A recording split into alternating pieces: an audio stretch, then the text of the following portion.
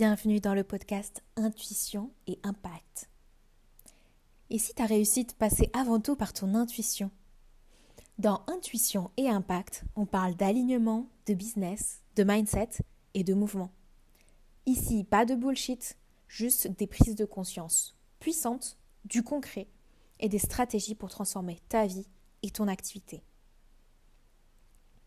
Chaque épisode de 10 minutes te donne des clés pour écouter ta boussole intérieure, dépasser tes blocages et créer un business aligné, prospère et surtout vibrant.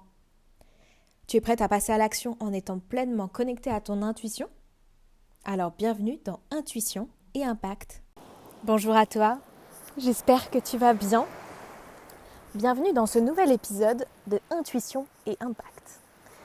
Aujourd'hui un épisode un peu particulier parce que je souhaite vous partager la source de ma déterre sportive et de ma routine du matin que tu as pu voir peut-être sur Instagram ou en short sur YouTube. Et pour ça, on va plonger au cœur de mon intimité. J'espère que tu es prêt et prête. C'est parti. Alors on se retrouve aujourd'hui pour un épisode un peu spontané pour que je vous explique et qu'on analyse ensemble, enfin que j'analyse, je tente d'analyser le secret de ma déterre. Je ressens, donc nous sommes début mars 2025 et ça fait maintenant plus de 2 ans et demi que je n'ai pas eu de relation, de rapport sexuel. Vous allez me dire, mais c'est quoi le rapport, Chloé? Le rapport est que quand tu ne partages pas ton énergie sexuelle, au bout d'un moment, il y a comme une forme de dynamo qui se met en place en moi. Je m'explique.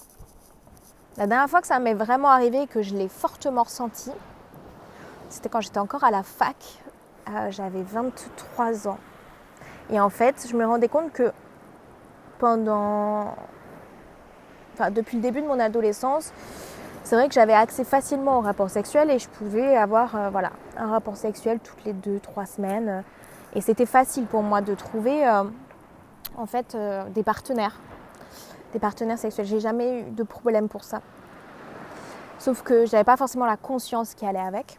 Et l'aspect énergétique du partage d'énergie qu'il pouvait y avoir avec. Et là où je l'ai vraiment senti, ça a été donc dans la période de 2022 suite à une rupture où j'ai décidé de prendre du temps en fait seule sans retourner sur les applis, sans redater, sans rechercher à nouveau de l'attention, de la validation à travers le sexe parce que je l'utilisais comme ça et à travers la relation à l'homme.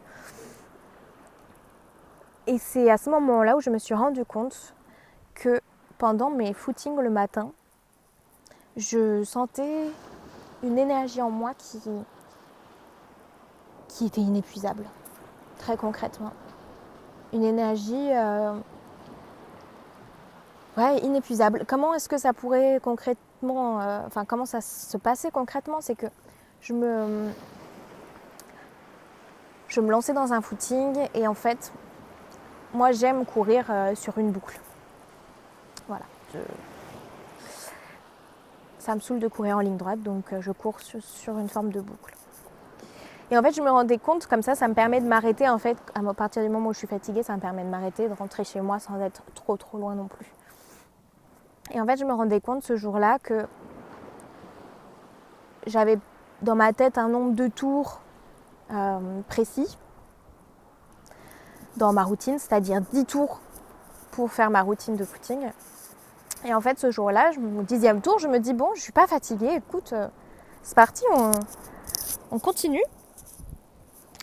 11 tours, 12 tours, 13 tours, 14 tours, je sens que ça commence à tirer. Je me dis, mais c'est fou, ok, ça tire au niveau des chevilles et des genoux, mais en soi, au niveau respiratoire et énergie, ça va toujours bien, je suis fraîche.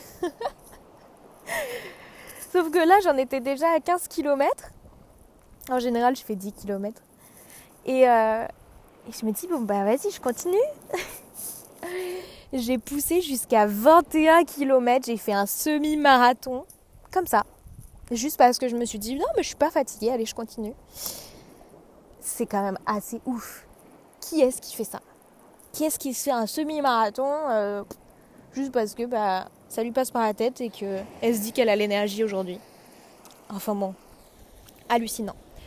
Donc déjà ce jour-là, je me suis dit, ah ouais, Chloé, tes capacités, bon alors que dans mon parcours, j'ai plus ou moins fumé, enfin, j'étais dans une phase où je fumais encore, je buvais de temps en temps. Enfin voilà quoi. Bref, j'étais hyper fière de moi et assez choquée. Bon, par contre, le lendemain, quand j'ai dû aller en cours, je pouvais clairement plus marcher. Je marchais en canard. J'ai eu le droit à des blagues bien salaces. Mais en tout cas, de ce que je me suis rendu compte, c'est que ce moment-là était très corrélé à l'absence de dissipation que j'avais de mon énergie sexuelle. Et presque même cette légère frustration à ne pas pouvoir avoir de partenaire amoureux, enfin de partenaire physique, sexuel. Et donc, avoir réorienté cette énergie consciemment, parce que j'en avais conscience, à travers cette performance sportive. Après, si comme vous avez enfin comme moi, vous avez déjà entendu le fait que avant une compétition ou quoi, en tout cas ce qui concerne les hommes, c'est important qu'ils ne fassent pas l'amour pour pas dissiper leur énergie avant des grosses compétitions. Et en fait, je me rends compte que pour nous, en tant que femmes, c'est la même chose. Là, ce matin, c'est pareil, depuis hier, donc ça fait 2h30 que j'ai pas eu de rapport sexuel, même un peu plus, je pense. Je n'ai pas forcément compté. Et je me rends compte qu'hier, j'ai eu une forte envie, justement, de rapport sexuel. Voilà, il y a une énergie du printemps, il y a une énergie de renouveau, il y a une énergie où je suis face à des hommes qui me font vraiment naître beaucoup de désirs que je ne peux pas assouvir. Enfin, pas avec eux en tout cas. Et donc, ce matin, je me rends compte que je ressens exactement la même énergie qu'à cette époque, et cette énergie de non-fatigue en fait. C'est comme si je me sentais en dynamo, que je m'auto-générais en énergie. C'est assez fou. Alors que normalement, quand tu fais du sport, tu es censé en tout cas dissiper de l'énergie. Mais là, c'est comme si j'étais en circuit fermé et que je générais de l'énergie, quoi. En autosuffisance. Enfin, ouais. Voilà, écoutez, je sais pas si ça vous l'a déjà fait. Je serais curieuse de savoir en commentaire. Et ouais. Donc ça est la source, la frustration sexuelle est la source de mon énergie et de ma déterre sportive. C'est pas beau ça? Ouais, après tu couples à ça une super playlist où moi quand je fais mon sport, je me visualise en tant que super-héros.